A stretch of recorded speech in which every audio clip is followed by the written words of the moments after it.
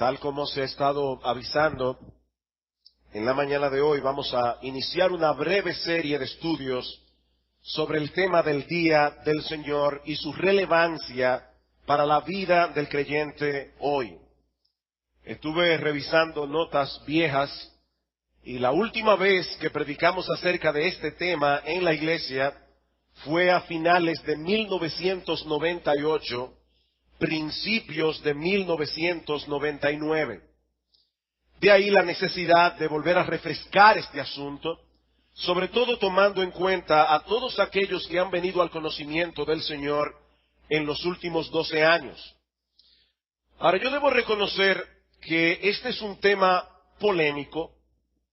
No todos los grupos cristianos están de acuerdo en la relación que guarda el Día del Señor en el Nuevo Pacto y el cuarto mandamiento en el Decálogo.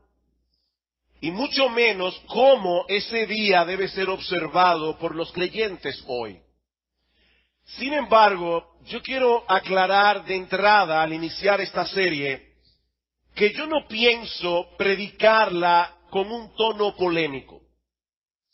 No es mi intención predicar esta serie en un tono polémico, sino más bien devocional. Con esto quiero decir que aunque tendremos que considerar argumentos bíblicos, argumentos teológicos relacionados con este tema, mi intención primaria como pastor es motivar a los creyentes a crecer en su amor a Dios, a crecer en su deleite en Dios, a desarrollar un mayor gozo y alegría en Dios al hacer uso de los medios que Dios ha establecido para eso. Por otra parte, y para no crear falsas expectativas, esta serie sobre el Día del Señor será breve. Y por lo tanto yo no pretendo hacer un estudio exhaustivo del tema, de manera que algunos aspectos importantes de esta doctrina bíblica no podrán ser abarcados. En los últimos años he dedicado una buena parte de mi tiempo a estudiar este tema.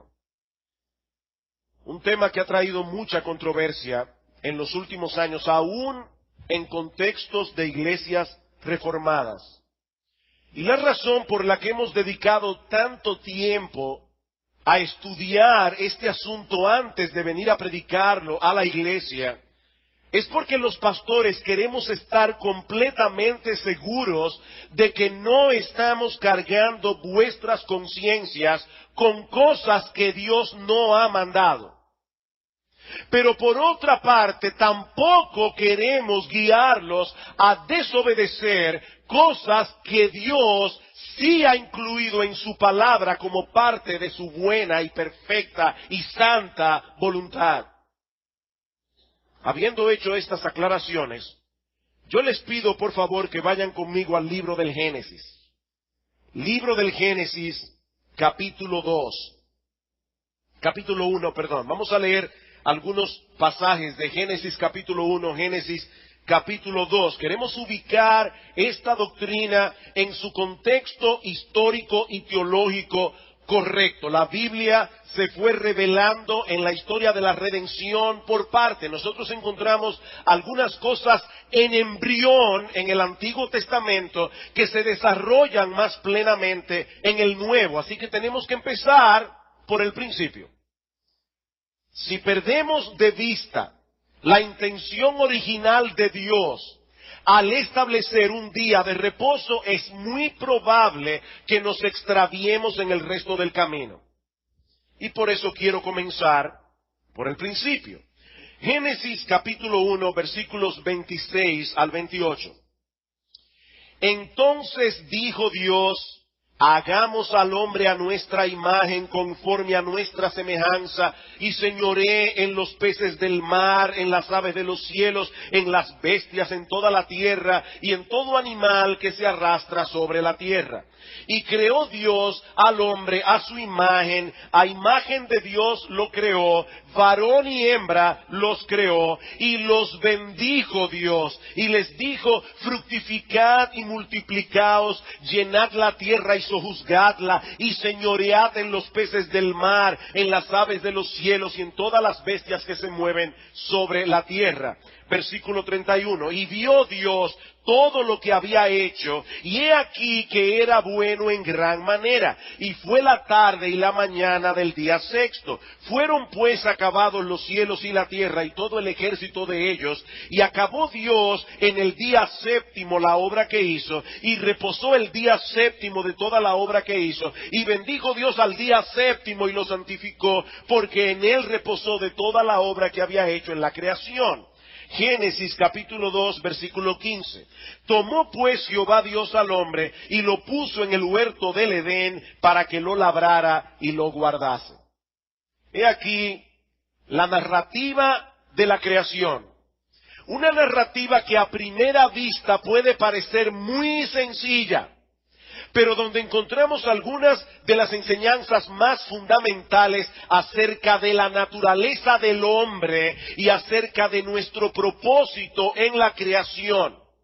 Lo primero que nosotros encontramos aquí en este texto que acabamos de leer es que Dios hizo al hombre a su imagen y semejanza. Niños, ¿qué significa que Dios hizo al hombre a su imagen y semejanza? Bueno, significa sencillamente que hay algunos aspectos en los que nosotros nos parecemos a Dios. Así como tú te pareces a papi o a mami en algunos aspectos, bueno, nosotros en algunos aspectos nos parecemos a Dios. Dios tiene características que Él no comparte con el hombre. Por ejemplo, Dios es todopoderoso. Nosotros no somos todopoderosos. Dios es omnisciente. Él lo sabe todo. Nosotros no lo sabemos todo. Pero hay algunos aspectos en los que nosotros nos asemejamos a Dios. Por ejemplo, Dios tiene intelecto, Dios piensa, nosotros también tenemos intelecto, nosotros también pensamos. Dios tiene una voluntad racional. Eso significa que Dios no actúa por impulso, que Dios no actúa simplemente por intuición.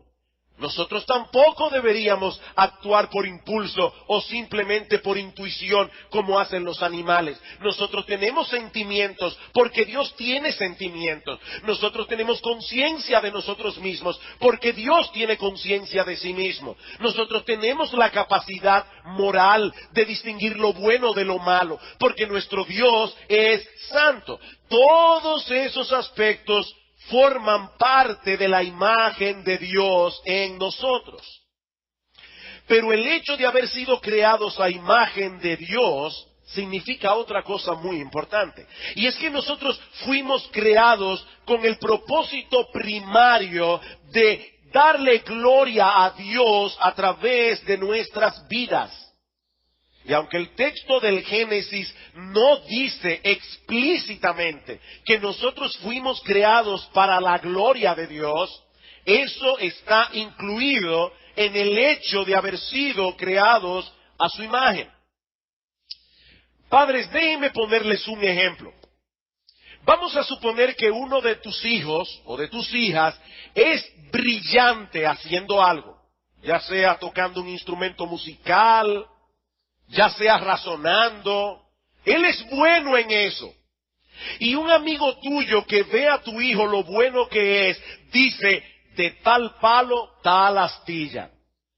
Esa persona no solo está alabando a tu hijo, indirectamente también te está alabando a ti, porque está diciendo, eso en lo que tu hijo es bueno, es algo en lo que él se parece a ti. Bueno, mis hermanos, de la misma manera, el hombre fue creado originalmente con el propósito de provocar admiración hacia Dios en aquellas capacidades y rasgos de carácter en los que nos parecemos a Él. En palabras más simples, si el pecado no hubiese entrado en el mundo, todos los seres humanos habríamos reflejado a Dios a través de nuestro carácter, a través de nuestras obras. Y como no habrían idólatras en el mundo, todos daríamos gloria a Dios al ver el reflejo de su hermosura en la vida de todos los demás. O sea, nosotros diríamos definitivamente, de tal palo, tal astilla. Lo segundo que nosotros encontramos en estos textos que acabamos de leer es que Dios le dio al hombre un trabajo que hacer desde el mismo día en que fue creado. Génesis 1:28, enseñoread, creced y multiplicaos, llenad la tierra, sojuzgadla. Dice que Dios puso al hombre en el huerto del Edén para que lo labrara y lo guardase. Eso también es parte de la imagen de Dios en nosotros. Nosotros fuimos creados por un Dios que obra. Nosotros fuimos creados por un Dios que actúa. Y por lo tanto, nosotros tenemos el deber de imitar a Dios, obrando y actuando para su gloria. Ahora bien, ahora traigo una pregunta sumamente importante con respecto al tema que vamos a estar tocando a partir de hoy. ¿Debía el hombre trabajar sin descanso los 7 días de la semana, los 30 días del mes, los 365 días del año? ¿O estableció Dios un patrón desde el principio de trabajo y descanso que el hombre debía seguir? Esa es mi pregunta. ¿Se entendió la pregunta? Dios crea al hombre a su imagen y semejanza. Le da un trabajo. La pregunta es, ¿presuponía Dios que el hombre debía trabajar los 7 días de la semana, los 30 días del mes, los 365 días del año, sin seguir un patrón de trabajo, descanso, trabajo, descanso? Bueno, para responder esa pregunta, ahora volvamos a Génesis capítulo 2, versículos 1 al 3. Fueron pues acabados los cielos y la tierra y todo el ejército de ellos, y acabó Dios en el día séptimo la obra que hizo, y reposó el día séptimo de toda la obra que hizo, y bendijo Dios al día séptimo y lo santificó, porque en él reposó de toda la obra que había hecho en la creación. Hay dos cosas aquí a las que yo quiero llamar vuestra atención: el ejemplo de Dios y la declaración de Dios. Veamos en primer lugar el propósito original del día de reposo, ejemplificado en la persona de Dios. Dice en el versículo 2 que Dios reposó el séptimo día de haber iniciado su obra creadora. Y lo mismo repite en el versículo 3. Y en ambos casos la palabra hebrea que se usa para reposo es Shabbat. ¿De dónde viene nuestra palabra Shabbat o sábado? Que literalmente significa cesar. Ahora bien, eso no quiere decir que Dios estaba cansado después de haber hecho las estrellas, los planetas, el sol, los animales, las plantas, y Dios estaba necesitado de tomar un recreo. Nos dice en Isaías 40:28 que nuestro Dios no desfallece ni se fatiga con cansancio. Él es el Todopoderoso. Él no tiene necesidad de tomar vacaciones. Él no tiene la necesidad de recrear sus fuerzas, porque sus fuerzas nunca se agotan. Tampoco significa que Dios en ese séptimo día entró en un periodo de inactividad. Muchos años más tarde, el Señor Jesucristo sanó a un paralítico el día sábado. Los fariseos atacan al Señor porque pensaban que Él estaba violando el cuarto mandamiento. Y Cristo se defiende diciendo, desde aquel día mi Padre hasta ahora trabaja y yo trabajo. De paso, Cristo está aquí equiparándose a Dios. Y los fariseos lo entendieron así. Porque dice en el versículo 18 que ahora con más razón querían matar a Cristo. Porque no solo violaba el día de reposo, sino que se hacía igual a Dios. Ellos lo entendieron perfectamente. Ahora, noten lo que Cristo está diciendo. Mi Padre hasta ahora, es decir, desde aquel séptimo día hasta ahora, mi Padre está trabajando y yo también. Dios continúa preservando el mundo que Él creó. Dios continúa interviniendo en la historia del hombre a través de la providencia. Dios continúa llevando adelante su plan soberano de redención. Así que nuestro Dios no está inactivo sentado en el cielo. ¿Cuál es entonces el significado de este reposo sabático de Dios? ¿Por qué reposó Dios el día séptimo de haber iniciado el proceso creativo que se nos narra en el primer capítulo del Génesis? Por 4 razones. En primer lugar, para declarar a través de ese cesar que su obra creadora había sido completada. Dice en el versículo 1, fueron pues acabados los cielos y la tierra y todo el ejército de ellos. Esta frase resume todas las cosas que fueron creadas desde el primer día de la creación hasta el sexto día. Al reposar ese día, Dios declaró que su obra creadora había sido completada. Como dice un comentarista, desde entonces ningún cambio permanente se ha hecho en el mundo, ninguna especie de animales ha sido formada, ninguna ley de la naturaleza ha sido abrogada, ni ninguna añadida. La obra de creación como tal había llegado a su fin.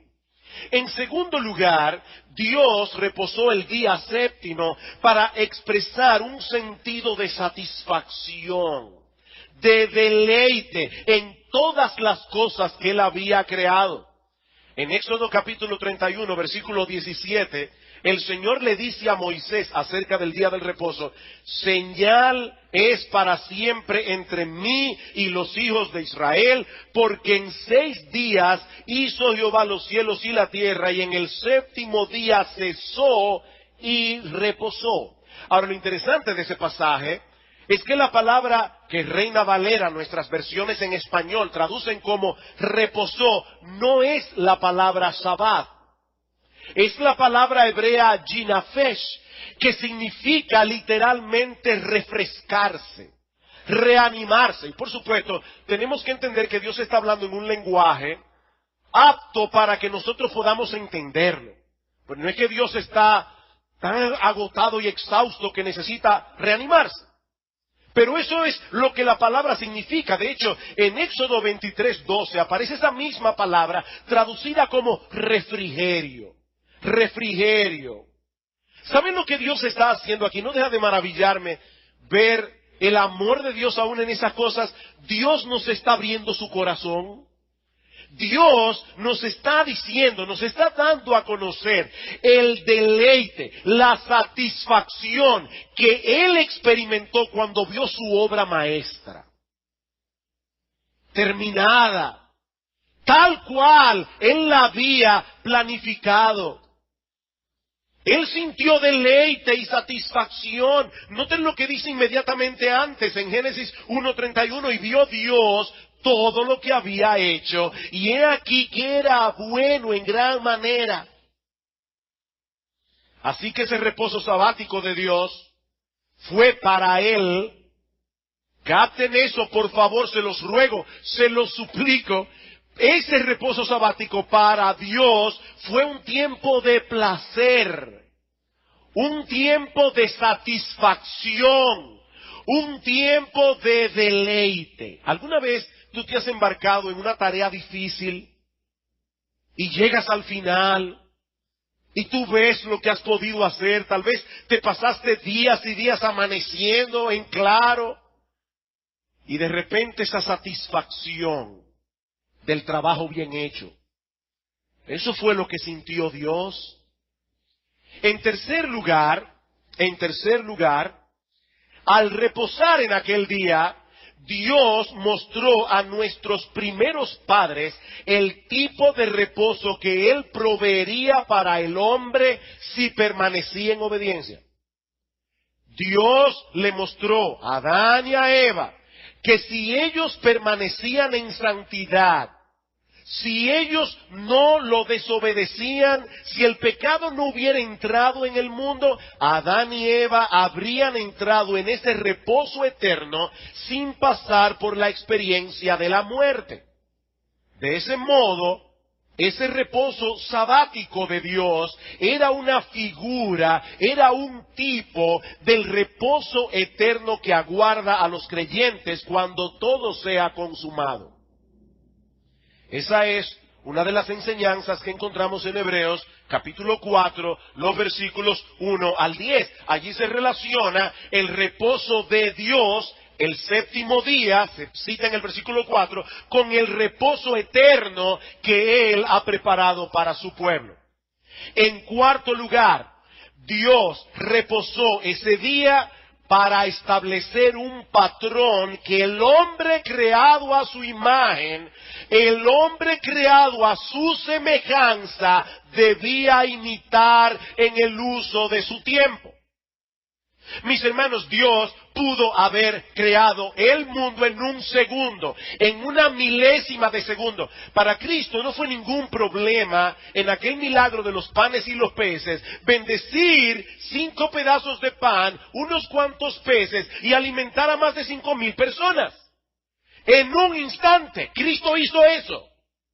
En un instante convirtió el agua en vino. Dios pudo haber dicho, sea la creación y ya, eso era suficiente. Pero Él escogió hacerlo en 6 días. No en 7, no en 8, no en 2, no en 3. Él decidió hacer el mundo en 6 días. Y el 7º día reposó. Y como hemos dicho ya, Dios no cesó de hacer su obra en ese día porque necesitara descanso. ¿Saben por qué Él lo hizo? Porque tú y yo necesitamos descanso. No es Él el que lo necesita. Somos tú y yo. Por eso es que el Señor dice en Marcos capítulo 2, versículo 27, que el día de reposo fue creado por causa del hombre. El día de reposo fue creado en favor del hombre, para beneficio del hombre, no para beneficio de Dios. De hecho, ese es el mismo argumento que usa Dios al promulgar el 4º mandamiento del Decálogo. 6 días trabajarás y harás toda tu obra. ¿Por qué Dios? Porque en 6 días hizo Jehová los cielos y la tierra, el mar y todas las cosas que en ellos hay. ¿Está claro? Este es el patrón, mis hijos, que yo quiero que ustedes trabajen 6 días. ¿Por qué? Porque yo lo hice así. Y ustedes fueron creados a mi imagen. Ustedes fueron hechos para imitarme. Ahora el 7º día es reposo para Jehová tu Dios. ¿Por qué Dios? Porque Dios reposó en el día 7º, lo bendijo y lo santificó. Eso es lo que dice el texto. Hay una conexión evidente entre el 4º mandamiento y Génesis capítulo 2. De paso, esa puede ser la razón por la que Moisés, al escribir Génesis capítulo 2, versículos 1 y 3, enfatiza en una forma muy evidente el 7º día. Y acabó Dios en el día 7º la obra que hizo, y reposó en el día 7º de toda la obra que hizo, y bendijo Dios al día 7º y lo santificó. Mis hermanos, déjenme hacerles una pregunta. ¿Qué entenderían los judíos que fueron libertados de la esclavitud en Egipto, que oyeron la ley de Dios promulgada en el Sinaí? ¿Qué entenderían cuando leyeran ese pasaje de Moisés en Génesis 2? Que no había ninguna relación entre una cosa y otra. ¿Qué entenderían los judíos? Entenderían que el día de reposo no nace en Éxodo 20. Entenderían que ese día de reposo está conectado de alguna manera, recuérdense que aquí yo estoy hablando de una doctrina en embrión. Esto tiene que ser desarrollado, esto es como un caso policial. Si los policías, a aquellos que les gusta mucho ver películas de detectives, si el policía llega, o el detective llega, y encuentra a la víctima en el piso con un puñal en el corazón, una puñalada en el corazón, el hecho de que José esté en la escena del crimen no lo hace el culpable. Ahora, si encima de eso las huellas digitales de José están en el arma homicida, ya la cosa se complica. Y si encima de eso José es el beneficiario del testamento del fallecido, entonces la cosa se complica mucho más. En un caso, una sola evidencia no basta. Nosotros tenemos que ver el cúmulo de evidencia. Pero mi pregunta es, hasta ahora, hasta lo que hemos visto, porque estamos apenas comenzando este estudio, el judío que leía Génesis 2, 1 al 3 y que oyó la ley de Dios en el Sinaí, ¿no iba a conectar esas dos cosas? Resumiendo, ¿qué hemos visto hasta ahora? Bueno, hemos dicho, primero, que este reposo sabático es una declaración de que la obra creadora de Dios había sido completada. En segundo lugar, es una manifestación de su deleite y satisfacción ante todo lo que él había hecho. En tercer lugar, que es un tipo o figura del reposo eterno que Dios ha preparado para su pueblo. Y en cuarto lugar, que es un ejemplo que el hombre creado a su imagen debe imitar. Ahora, Dios no se limitó a darnos un ejemplo por medio de su reposo sabático, sino que Él también expresamente da dos declaraciones en Génesis 2 acerca del día de reposo. En primer lugar, Dios bendijo ese día. Dios bendijo esa porción de tiempo, dice en el versículo 3. ¿Y eso qué significa? Miren, mis hermanos, yo me temo que tantas personas usan la palabra bendición tan a la ligera que fácilmente nosotros podemos perder de vista las implicaciones de ese acto de Dios aquí bendiciendo el séptimo día. Dios te bendice, que Dios te bendiga. Eso es una cosa que decimos, eso ya en el pueblo evangélico y fuera del pueblo evangélico se ha convertido hasta como en un saludo. Dios te bendiga es igual a hola, ¿qué tal? ¿Cómo te va? Que de paso es usar el nombre de Dios en vano, de paso. ¿Qué significa que Dios bendijo el día de reposo? El doctor Ian Campbell nos da una buena idea aquí. Dice, el significado de la palabra bendición, no aquí solamente, sino en cualquier otro lugar de la Biblia, el significado de la palabra bendición puede ser determinado comparándola con la palabra opuesta, maldición. Ser maldito de Dios, ¿qué significa? Bueno, significa estar fuera de su favor, significa tener a Dios de enemigo, significa no tener la amistad de Dios, significa estar bajo el justo juicio de Dios. ¿Qué significa entonces estar bajo la bendición de Dios? Bueno, estar bajo la bendición de Dios implica tener una relación especial de amistad con Él, significa disfrutar de su favor, de su buena voluntad. Cuando Dios bendice algo, está declarando su favor sobre lo que Él ha bendecido. Y ahora escuchen, eso a su vez trae como resultado que se cumpla el propósito de Dios en aquello que Él ha bendecido. Pastor, me perdí. Ok, déjenme ponerles un ejemplo. En Génesis 1:22, Dios bendijo a los animales. Miren lo que dice. Y Dios los bendijo diciendo, fructificad y multiplicaos, llenad la tierra, llenad las aguas en los mares y multiplíquense las aves en la tierra. Fíjense, en ese texto Dios establece claramente que era su propósito que los animales llenaran la tierra. Eso está claro, ¿verdad? Niños, lo vieron en el pasaje, yo quiero que todos aquí lo vean. Aquí dice, Dios quiere que los animales llenen las aguas, los cielos, la tierra. Ese era su propósito. Ahora, para que los animales se reprodujeran y se llenara el cielo de aves y hubiera muchos animales en la tierra y en el mar, varias cosas tenían que pasar. El proceso procreativo de los animales tenía que darse. Bueno, lo que estamos diciendo es que por medio de su bendición, Dios estaba capacitando a los animales con el deseo de procrearse y la habilidad para hacerlo, para que ese propósito se cumpliera. O sea, no es simplemente decir, multiplíquense. No. Dios los bendijo y dijo multiplíquense. Al bendecirlos, Dios estaba poniendo en los animales el deseo de procrearse. Dios estaba poniendo en los animales el que pudieran procrearse y de esa manera cumplir su propósito, que era llenar la tierra.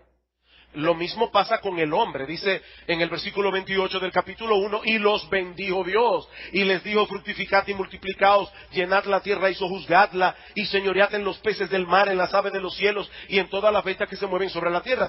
Dios con su bendición no solamente le dio al hombre la capacidad de procrearse, Dios le dio inteligencia para enseñorearse sobre la tierra, y todo eso fue parte de su bendición. Lo que estoy diciendo es que las bendiciones de Dios no son como las nuestras. Yo pudiera pararme aquí y expresar ahora mismo una bendición sobre todos ustedes. Pero primero puede ser que yo lo diga simplemente por costumbre, no porque en realidad yo quiero que Dios los bendiga. Y en segundo lugar, yo puedo querer de corazón que Dios les muestre su favor, pero yo no tengo el poder para hacer que ocurra lo bueno que yo pido por ustedes. Yo no tengo ese poder, yo no tengo esa capacidad, pero Dios sí la tiene. Dios sí la tiene. Miren, hermanos, cuando es Dios que bendice, Él está expresando un sincero deseo de dar su favor sobre eso que Él ha bendecido. Y en segundo lugar, Dios tiene el poder para derramar su favor sobre aquello que Él ha bendecido. Dios dijo, sea la luz, y la luz fue hecha. Dios dijo, produzca la tierra hierba verde, y ¿saben qué pasó? La tierra se llenó de hierba verde. La palabra que Dios pronuncia tiene poder creativo. La mía no, ni la tuya tampoco. Y ahora hay un afán de algunas personas que creen que como la palabra de Dios tiene poder creativo, la palabra del hombre también. ¡Reclámalo en el nombre de Dios! Mire, usted puede pararse allá afuera y decir, ese jaguar va a ser mío, ese jaguar va a ser mío. Y ese jaguar no va a ser suyo. Fájese a trabajar y cómprenlo.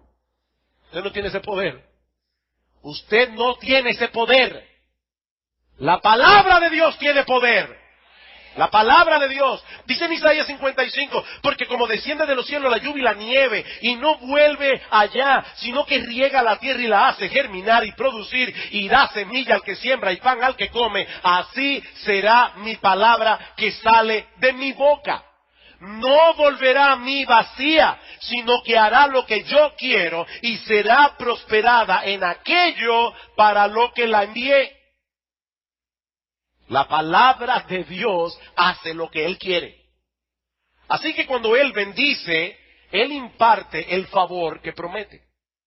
Y Dios bendijo el día séptimo. ¿Qué implica eso? Que Dios invistió ese día de un favor especial. La pregunta, la gran pregunta que debemos hacernos ahora es, ¿para beneficio de quién? Fíjense, Dios bendijo una porción del tiempo. La pregunta es, ¿para beneficiar a quién? Dios está diciendo, yo voy a poner mi favor sobre esa porción de tiempo. ¿Quién es el beneficiario de ese contrato? ¿Quién es el beneficiario de esa bendición que Dios pronunció sobre el día de reposo? Bueno, antes de responder esa pregunta, yo quiero que noten algo en el relato de la creación. Hermanos, de verdad, yo estoy haciendo un esfuerzo y no quiero que se me pierdan. En Génesis 1, dice que Dios creó el mundo en 6 días. Y yo creo particularmente que fueron días de 24 horas. No voy a discutir eso en este momento, pero Dios describe cada uno de esos días como mañana y tarde. Es un tiempo dividido entre mañana y tarde. Sin embargo, ese periodo de tiempo de 24 horas solo cuenta para nosotros, no para Dios. Ustedes durmieron bien anoche y se desayunaron. Miren, hermanos, yo no quiero con esto enredarnos. Pero esto que voy a decir ahora es tan importante. Nuestro Dios es eterno. Él existe, por decirlo de alguna manera, en un eterno presente. Es por eso que en Éxodo capítulo 3, versículo 14, cuando él se le presenta a Moisés, y Moisés le dice, ¿quién eres tú? ¿Cómo te llamas? Dios se revela como, yo soy el que soy. Él no dice el que fui, el que seré.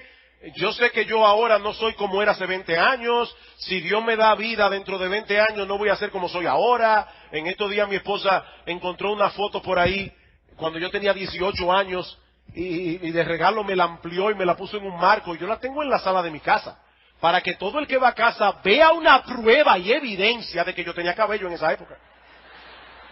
Yo no soy el que fui, ni soy el que seré. Pero cuando Dios habla de sí mismo, Él dice simplemente, yo soy. Yo soy. El eterno presente. Dios no vive en el tiempo como nosotros. El tiempo es parte de su creación, lo mismo que el espacio y la materia. Y juntos el tiempo, el espacio, la materia, constituyen el escenario en el que los seres humanos desenvolvemos nuestra existencia. Pero Dios trasciende todo eso. Dios está por encima de todo eso. De manera, aquí llegamos al punto, que cuando Dios bendijo al día séptimo, indudablemente estaba pronunciando su favor sobre ese tiempo en particular para beneficio del hombre. No podía ser para beneficio de sí mismo. Como yo decía hace un momento, Dios pudo haber creado el mundo en un segundo, en un minuto, en una hora, pero decidió crear el tiempo, y dentro de ese tiempo creó un patrón cronológico de 7 días llamado semana. Y dentro de esa semana bendijo el día séptimo.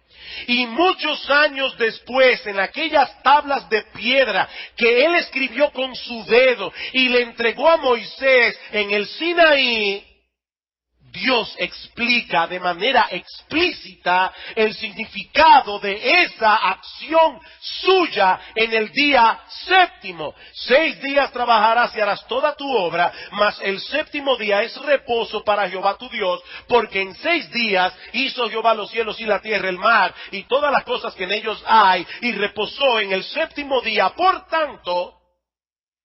tanto, bendijo el día de reposo y lo santificó. ¿Cuál día de reposo? ¿El de él en Génesis 2 o el que debe guardar el hombre en Génesis 20? En Éxodo 20, perdón. Es una pregunta capciosa. Fíjense qué interesante, un detalle. 6 días trabajarás.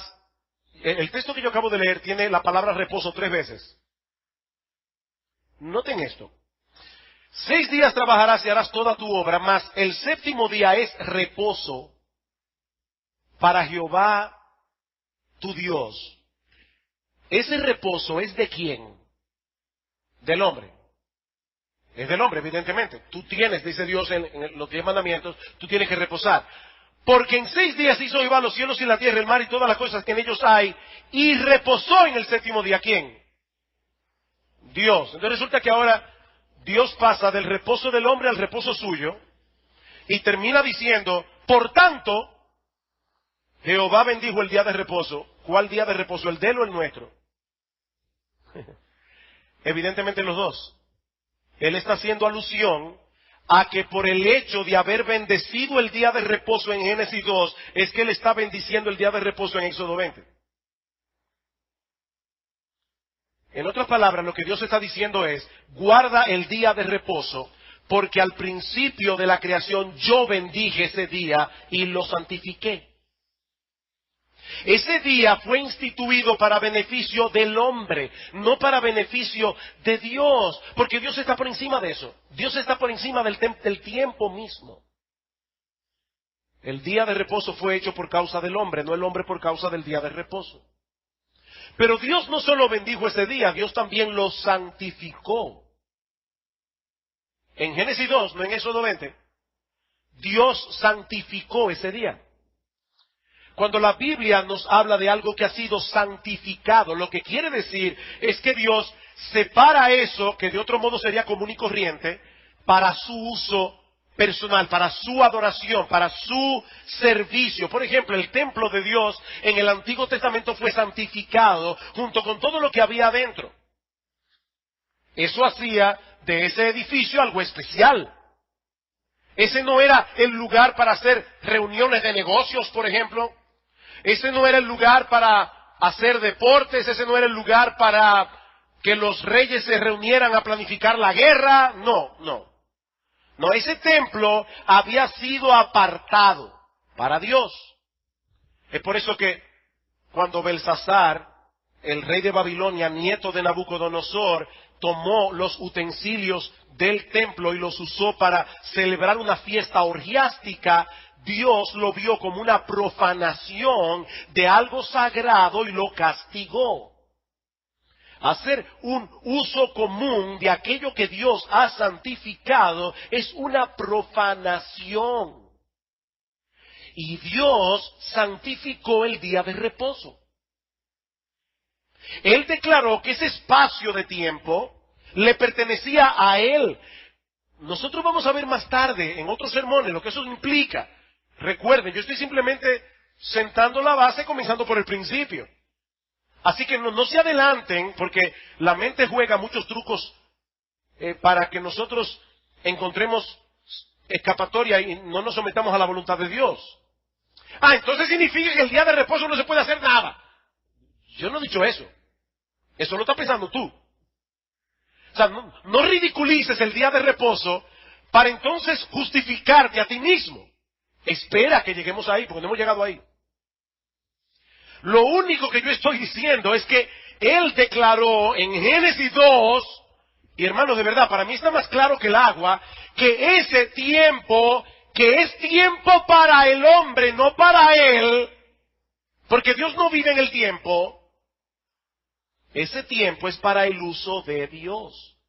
Y pronunció una bendición para aquellos que usaran ese tiempo de esa manera. Yo creo que el mejor comentario de lo que significa esa acción de Dios es lo que dice en Isaías 58. Y yo no voy a entrar evidentemente en este texto hoy, pero es interesante el contexto de Isaías 58 porque se está hablando de las bendiciones del nuevo pacto aquí. Del nuevo pacto. Si ustedes leen el pasaje completo. Por ejemplo, unos versículos antes dice que los eunucos van a poder entrar en el templo en aquel día. ¿En cuál día? Los eunucos no podían entrar en el templo de Dios en el antiguo pacto, pero en el nuevo ya esa restricción no aplica.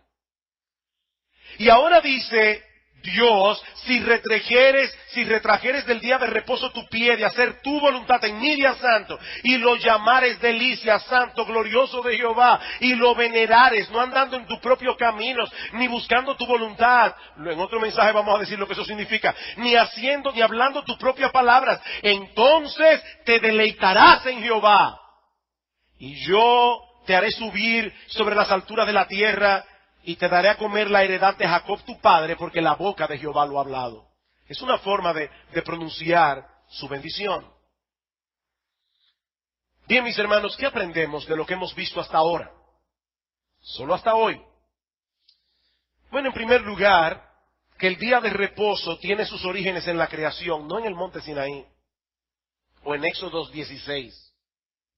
En Génesis 2, Dios estableció con su ejemplo un patrón para nosotros en el uso del tiempo. El hombre pecó, y vamos a ver el sermón que viene, qué pasó a partir de la caída y cómo llegamos a Éxodo 20, pero no nos adelantemos. Dios no hizo al hombre para que se dedicara a trabajar los 7 días de la semana sin ningún intervalo de reposo. Y si nosotros no interpretamos Génesis 2 como lo estamos interpretando, entonces, ¿en cuál pasaje del Génesis fue que Dios le dijo al hombre que no se pasara el día entero trabajando, los 7 días de la semana, los 30 días del mes, los 365 días del año?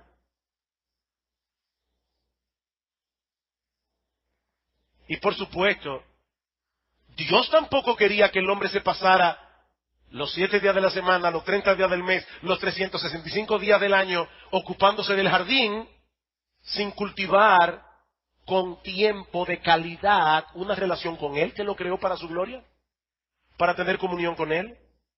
Eso no es saludable para el cuerpo, ni tampoco es saludable para el alma. Sabemos que hay cosas necesarias que no podemos dejar de hacer ni siquiera en el día del Señor. Pero el creyente que pone delante de sí el carácter esencial de este día sabrá guardarse de afanes innecesarios con tal de poder adorar a su Señor y tener comunión con Él junto a su pueblo en una forma especial y más intensa. En segundo lugar, y para mí lo más importante de este texto, de este estudio, aprendemos de este pasaje que el día de reposo fue instituido originalmente para beneficio y alegría del hombre. Dios bendijo ese día y lo santificó, enseñándonos de ese modo que en vez de ser una carga insoportable, ese día debería ser un deleite. Es un día de fiesta para el Hijo de Dios. Dios ha establecido ese día para que sea un tiempo de deleitosa comunión con Él. Un día de cada 7. Dios nos releva de las ocupaciones comunes y pasajeras en las que tenemos que estar ocupados el resto de la semana para poder deleitarnos en Él en una forma especial, para poder ocuparnos y deleitarnos en aquellas cosas que tienen valor eterno. Y yo me pregunto, hermanos, en serio, ¿debería ser esto una carga para un verdadero hijo de Dios? Me vino a la mente ahora algo que me sucedió hace unos años. Alguien me comentó que había oído a un pastor decir que los pastores no deben ofrendar. Si a él le pagan de las ofrendas de la iglesia, entonces él no debería ofrendar. Cuando yo oí eso, yo pensé, dos cosas. Pensé primero que los levitas diezmaban del diezmo. Pero en segundo lugar pensé, ¿y por qué tú me quieres quitar ese privilegio? Mis hermanos, ofrendar, ¿es un privilegio o es una carga insoportable? ¿Cómo tú ves el ofrendar? Y ese sí duele porque es dando dinero. ¿Cómo tú deberías ver el ofrendar si tú eres creyente? Dice Dios en su palabra que Él se goza con el dador alegre. El que dice, Señor, qué privilegio poder dar esta ofrenda para manifestar que todo lo mío es tuyo. Es lo mismo con el tiempo. Es lo mismo con el tiempo. El hecho de ser relevado de muchas de nuestras preocupaciones terrenales para poder ocuparnos en Dios y en la gran salvación que Él nos ha otorgado, eso no debería ser una carga. Eso debería ser un deleite. Ah, pastor, lo que pasa es que hay mucha gente que ha hecho del día de reposo un problema. Eso es culpa de los fariseos del día de hoy. Pero no es culpa del mandamiento. Cuidado que a veces cuando la bañera está sucia, después de haber bañado al niño, tengan cuidado de no tirar el agua junto con el niño. Vamos a sacar el agua sucia, pero dejar al niño adentro. Los hijos de Dios aman estar con Dios. Los hijos de Dios aman escuchar su palabra. Los hijos de Dios aman tener comunión con Dios. Por eso deberían amar y anhelar el hecho de poder ocuparnos en estas cosas sin los impedimentos que encontramos en el resto de la semana. Ese tipo de gente que dice, yo no fui al culto, pastor, pero yo estaba en espíritu. Pero ¿por qué tú no viniste al culto? ¿Fue por una causa que te lo impedía? Pues yo no soy espiritista. Yo no le estoy predicando aquí a espíritus, sino a gente. No, yo estaba en el espíritu. No, ven con tu cuerpo. A menos que una causa que tú puedas darle a Dios y Él la acepte, porque la invitación no es mía, es de Dios. Es de Dios.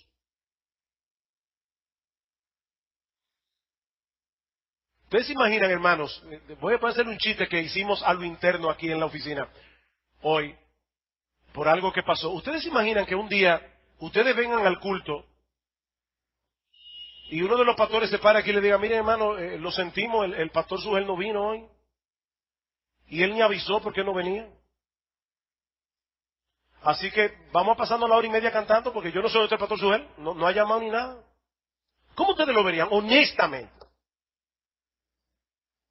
¿Tú sabes qué, mi hermano? Tú tienes la misma responsabilidad que yo de estar aquí. Yo para predicar y tú para oírlo. Porque Dios te convocó. Dios te convocó.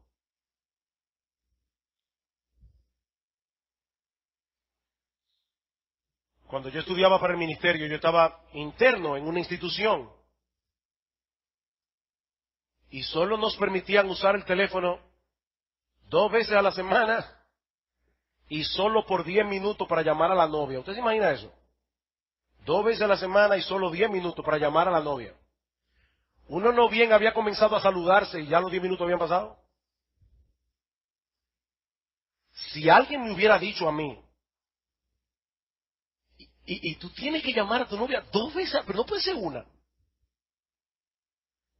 De verdad que yo lo hubiera visto como un loco. Es que para mí era una carga llamar a mi novia, yo estaba loco por llamar y que me dieran 10 horas para hablar con ella. Cuando yo no estaba en el instituto, sino en mi casa, yo recuerdo que mi papá a veces decía, ahí está Sugel leyéndole a Gloria lo que el viento se llevó, que es una novela un poco larga. Hablar con una persona que uno ama es un deleite. Si a mí me dicen, mira, de ahora en adelante tiene que estar un día entero con tu esposa, de cada 6. De verdad, sí, relevado de toda ocupación, para que tú te dediques a estar con ella. Entonces imagina un esposo que diga, y yo no puedo abrir mi computadora en ese día. Y la esposa diciendo, mira, que escúchame, pero ¿qué es lo que está pasando aquí? ¿Qué es lo que está pasando aquí?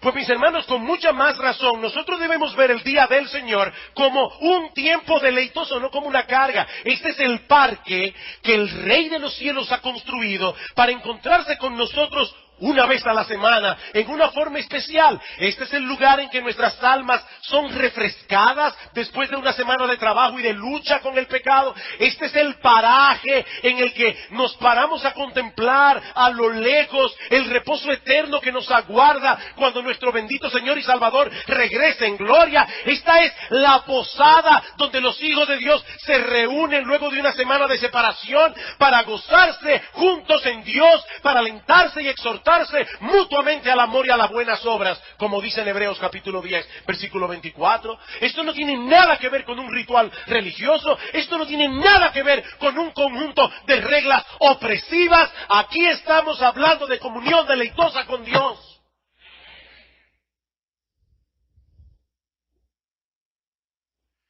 Aquí estamos hablando de esperar este tiempo con ansias. Con ansias. Habiéndonos preparado de antemano para hacer de este día un tiempo verdaderamente especial. Es por eso que con el día del Señor pasa algo muy curioso. El 4º mandamiento del Decálogo es el mandamiento más atacado del Decálogo. Bueno, de hecho es el único que es atacado del Decálogo, por lo menos en medios evangélicos. Sin embargo, hay algo curioso. Y es que cuando hay 2 creyentes verdaderos, que tienen diferencias doctrinales aquí y allá en lo relativo a este tema, a esta doctrina, pero ambos están creciendo en su amor y deleite en Dios. Ambos tienen en alta estima la iglesia y la palabra de Dios. ¿Saben qué? Muchas veces tienen más afinidad en la forma como usan su tiempo en el día del Señor que 2 creyentes que tienen la misma teología pero no tienen el mismo deleite. Qué curioso. Qué curioso. Por supuesto, hay domingos en que un verdadero creyente se siente indispuesto. Y por diversas razones, ¿sí? y no puede experimentar el mismo gozo que ha tenido en otras ocasiones. Pero cuidado, cuidado, si eso es un patrón en tu vida, eso puede estar revelando una seria decadencia espiritual, o lo que es aún peor, que tú no eres cristiano. Y lo estoy diciendo muy en serio. Los creyentes verdaderos aman a Dios. Los creyentes verdaderos aman estar en comunión con Dios. Los creyentes verdaderos aman venir a escuchar su palabra predicada. Los creyentes verdaderos aman estar reunidos con el pueblo de Dios. Sí, yo supongo que muchos de ustedes tienen que tener muchas preguntas acerca de la práctica del día del Señor. Yo les pido que tengan paciencia, porque en el resto de esta serie vamos a responder algunas de esas preguntas.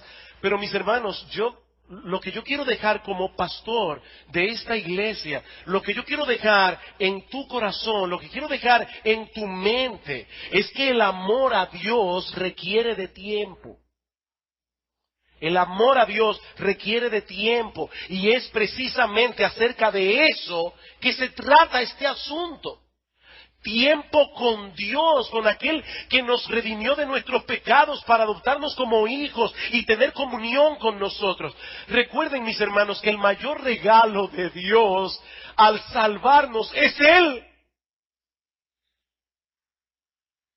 Como dice John Piper en ese libro fantástico que terminé de leer anoche, Dios es el Evangelio. La buena noticia del Evangelio es que nos da a Dios. Él es el gran regalo. No es ir al cielo, no es decir, ay, qué bueno será cuando yo esté en el cielo sin dolor, sin aflicción, sin problemas de salud, sin achaques. No, esa no es la gloria del cielo. La gloria del cielo es Cristo. Y Él nos redimió del pecado. Él nos redimió de las ataduras que teníamos, precisamente para rehacer en nosotros esa imagen de Él que quedó severamente dañada por el pecado, y para que ahora nosotros podamos entrar francamente a su presencia. ¿No es eso lo que dice Hebreos capítulo 10? Luego de hablar de cómo por un solo sacrificio Cristo ya nos redimió por completo, dice: así que, hermanos, teniendo libertad para entrar en el lugar santísimo por la sangre de Jesucristo, por el camino nuevo y vivo que Él nos abrió a través del velo, esto es de su carne, y teniendo un gran sumo sacerdote sobre la casa de Dios, acerquémonos. Acerquémonos con corazón sincero, en plena certidumbre de fe, purificados los corazones de mala conciencia, lavados los cuerpos con agua pura, mantengamos firme sin fluctuar la profesión de nuestra esperanza, porque fiel es el que prometió, y considerémonos unos a otros para estimularnos al amor y a la buena obra. Ahora escuchen, no dejando de congregarnos como algunos tienen por costumbre. El autor de Hebreos comienza a hablar de acercarse y termina hablando de congregarse. ¿Saben por qué? Porque es en la iglesia reunida donde Jesucristo prometió traer su presencia especial en medio de su pueblo. Hay algo que pasa aquí que no pasa en ningún otro lugar, y que nosotros debemos ver con los ojos de la fe. Así que no es una camisa de fuerza de la cual sería mejor librarse. Es una fiesta deleitosa de comunión y adoración, donde nosotros, mis hermanos, estamos ensayando lo que vamos a hacer en su bendita presencia por los siglos de los siglos. Vamos a orar. Padre, apenas hemos comenzado a hablar de este tema. Hay tantas interrogantes que pueden haber en el corazón de nuestros queridos hermanos. Pero Señor, mi oración a ti como uno de los pastores de esta grey es que tú aumentes nuestro amor por ti. Es que tú aumentes nuestro deleite en ti, nuestra pasión por ti, nuestro gozo en ti, nuestra alegría en ti. Señor, que podamos cantar de todo corazón: descanso en ti, mi defensor y escudo. Oh Señor, gracias porque tú eres nuestro reposo. Alabamos, bendecimos, exaltamos y bendecimos tu santo y precioso nombre. En el nombre de Cristo. Amén y amén.